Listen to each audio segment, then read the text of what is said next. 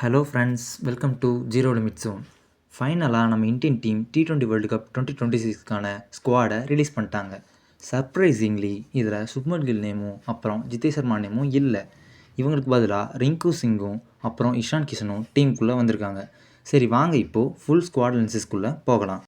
Batsman and ஆல்ரவுண்டர்ஸில் பார்த்தீங்கன்னா Suryakumar Yadav captain, Abhishek Sharma, Tilak Varma, Sanju Samson, Hardik Pandya, Shivam Dube, Axar Patel vice captain, Washington Sundar, Rinku Singh and Ishan Kishan. பவுலர்ஸில் பார்த்தீங்கன்னா ஜஸ்பிரீத் பும்ரா, ஹர்ஷ்தீப் சிங், ஹர்ஷித் ராணா, வருண் சக்கரவர்த்தி, குல்தீப் யாதவ் எடுத்திருக்காங்க. ஓவரால் ஸ்குவாட் பார்த்தீங்கன்னா ஸ்ட்ராங் அண்ட் சாலிடாக தான் இருக்குது. இதில் எஸ்பெஷலி சுப்மன் கில்க்கு பதிலாக ரிங்கு சிங் கொண்டு வந்தது ஒரு நல்ல மூவ்னு சொல்லலாம். பிகாஸ் சுப்மன் கில் ரீசெண்டாக அவ்வளோ நல்ல ஃபார்மில் இல்லை. அண்ட் ரிங்கு சிங் வேறு left hand power hitter and நல்ல ஃபினிஷரும் வேறு. ஸோ இது இந்தியன் டீமுக்கு ஒரு நல்ல சாலிடை கொடுக்கணும்னு நம்பலாம். அண்ட் ஜிதேஷ் சர்மாவுக்கு பதிலாக இஷான் கிஷன் கொண்டு வந்திருக்காங்க. ஜிதேஷ் சர்மா, இஷான் கிஷன் ரெண்டு பேருமே டிசர்வ் தான். பட் ரீசெண்டாக சையது முஸ்டாக் அலி டிராஃபியில் இஷான் கிஷன் செஞ்சுரி வேறு அடிச்சிருக்காரு. And left hand batting wicket கீப்பர்னால சூஸ் பண்ணியிருப்பாங்கன்னு நினைக்கிறேன். பட் ஜிதேஷ் சர்மாவும் ஒன்றும் சொல்ல முடியாதுங்க. அவருக்கான சான்ஸ் சரியாக கிடைக்கல. மேபி நல்ல சான்ஸ் கிடச்சிருந்தா அவரும் ப்ரூவ் பண்ணியிருப்பார். எனிவே ஓவரால் ஸ்குவாட் பார்க்கும்போது நல்ல ஸ்ட்ராங் அண்ட் சாலிடாக தான் தோணுது. பட் இருந்தாலும் ஒரு சில ஓட்டைகள் இருக்குதுன்னு தோணுது.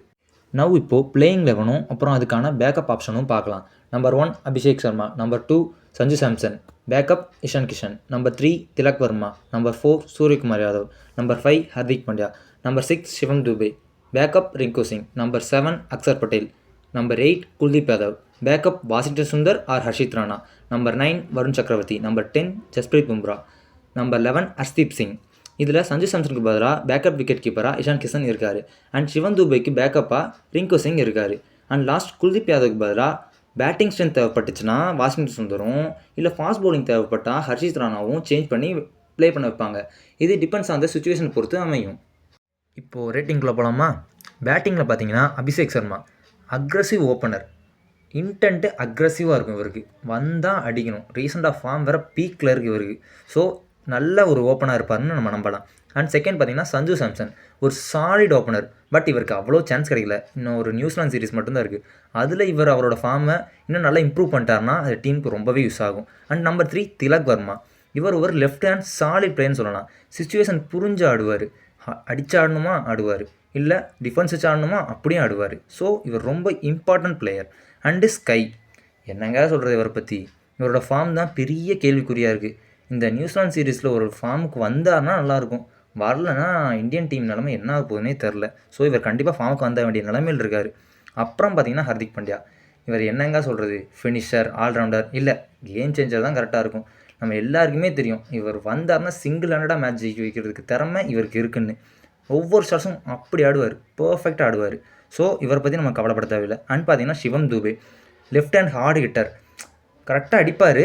பட் ஒன்ஸ் இவரை கணிச்சிட்டாங்க, ஷார்ட் பால் போட்டு ஓடுறாங்கன்னா இவர் கொஞ்சம் தள்ளாடுவார்னே சொல்லலாம். ஸோ கொஞ்சம் பார்த்து தான் இவரும் விளையாடணும். அண்ட் பார்த்தீங்கன்னா Axar Patel left hand bowling all rounder. But பேட்டிங்கும் நல்லா ஆடுவார். பட் இவருக்கான பிளேஸை முன்னாடியே சொல்லிடணும். மாற்றி மாற்றி ஆட வைக்கிறதுல இவருக்கும் குழப்பும், டீமுக்கும் குழப்பும். ஸோ இவர் பார்த்து ஆட வைக்கணும்னு நம்ம மேனேஜ்மெண்ட் தான் சொல்லணும். இதில் ஹர்திக் பாண்டியாவுக்கு ஏற்ற மாதிரி ஒரு ஹிட்டர் மட்டும்தான் கம்மியாக தெரியுது. மேபி சிவம் துபேக்கு பதிலாக ரிங்கு சிங் வந்தால் பேட்டிங் ஸ்ட்ராங் ஆகும். பட் சிவம் துபே பவுலிங்கும் போட்டு விக்கெட் எடுக்கிறனால சேஞ்ச் பண்ணுவாங்களான்னு தெரியாது. ஓவரால் ரேட்டிங் 10க்கு ஒரு 9 கொடுக்கலாம். பவுலிங்கில் பார்த்தீங்கன்னா Jasprit Bumrah the real game changer.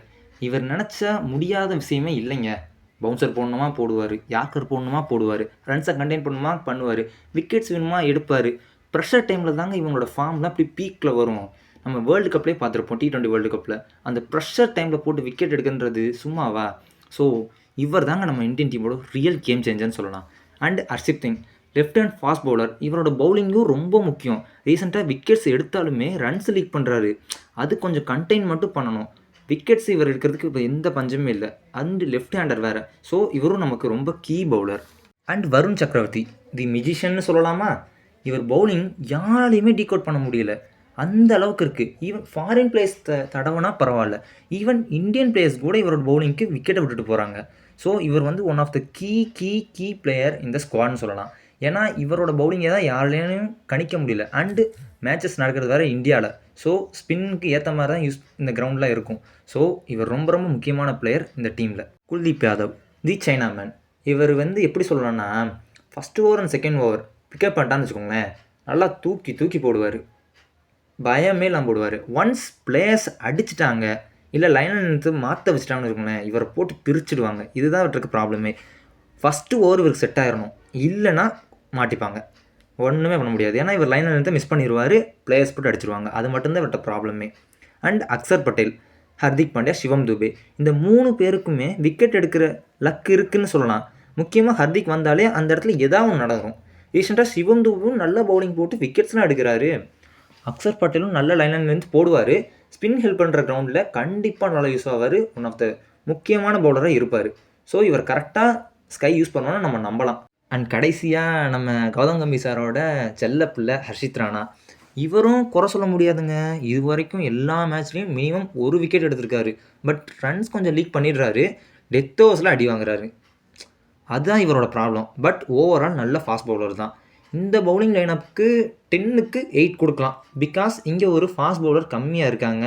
என்ன தான் ஹர்திக், துபே இவங்கெல்லாம் வச்சு மெயின்டைன் பண்ணாலும் ஒரு பியூர் ஃபாஸ்ட் பவுலர் தேவைங்க. ஹர்ஷித் ராணா நீங்கள் சொல்லலாம், பட் இருந்தாலும் இன்னொரு பியூர் பவுலர் இருந்தாங்கன்னா இந்த டீமுக்கு 10க்கு 9க்கு மேலேயே கொடுக்கலாம். பட் இந்த டீமுக்கு நான் 10க்கு 8 கொடுக்குறேன்.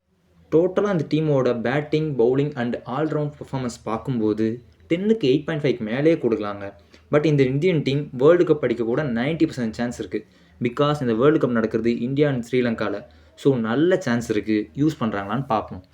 ஓகே, இந்த அனலைஸ் இத்துடன் முடிவடைகிறது. உங்களுடைய கருத்து எதாவது இருந்தால் கீழே கமெண்ட் பண்ணுங்கள். இந்த வீடியோ பிடிச்சிருந்தா லைக் பண்ணுங்கள் அண்ட் மறக்காமல் நம்ம சேனலை சப்ஸ்கிரைப் பண்ணுங்கள். Tata, bye bye, see you soon guys.